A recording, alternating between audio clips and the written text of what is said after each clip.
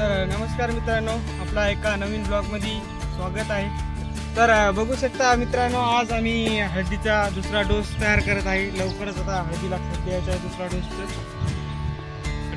तर आम्ही दुसऱ्या डोसामध्ये 20-20 या खताचा वापर करणार आहोत। त्यासोबत ग्रोमर कंपनीचं सल्फामॅक्स हे प्रोडक्ट आहे। याच्यामध्ये सल्फर 90% आहे आणि बेंटॉनिक सल्फर 90% आहे। आणि दुसऱ्यामध्ये हे झिंगबॉन्ड आहे, ते पुष्पक कंपनीचं आहे। आणि युरिया आणि मागच्या डोसामध्ये आमची किट उरली होती, त्याचा पण आम्ही त्यामध्ये समावेश करून हळदीला सोडणार आहोत। तर बघू शकता मित्रांनो, हे ग्रोमर कंपनीचा सल्फामॅक्स आहे।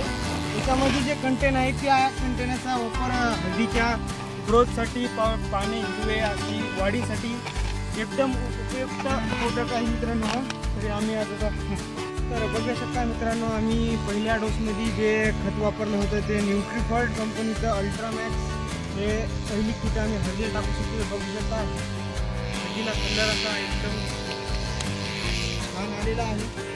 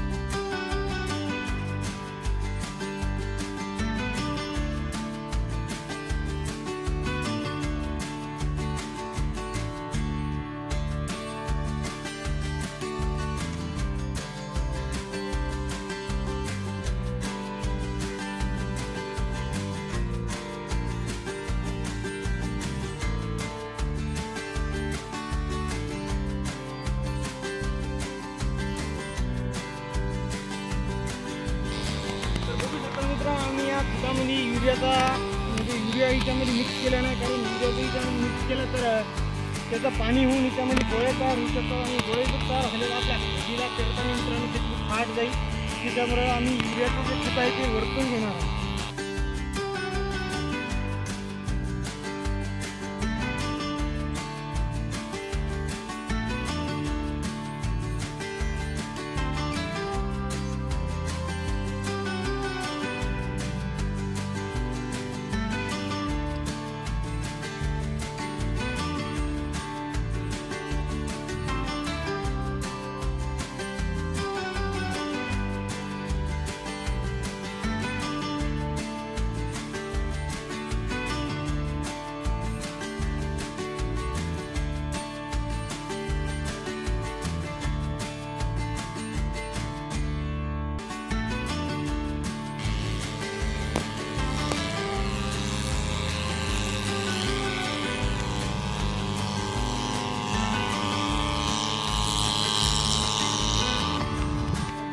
मित्रांनो, आम्ही आमचं काही 9 किलो उरलेलं होतं ते आम्ही अशा पद्धतीने टाकून देत आहे।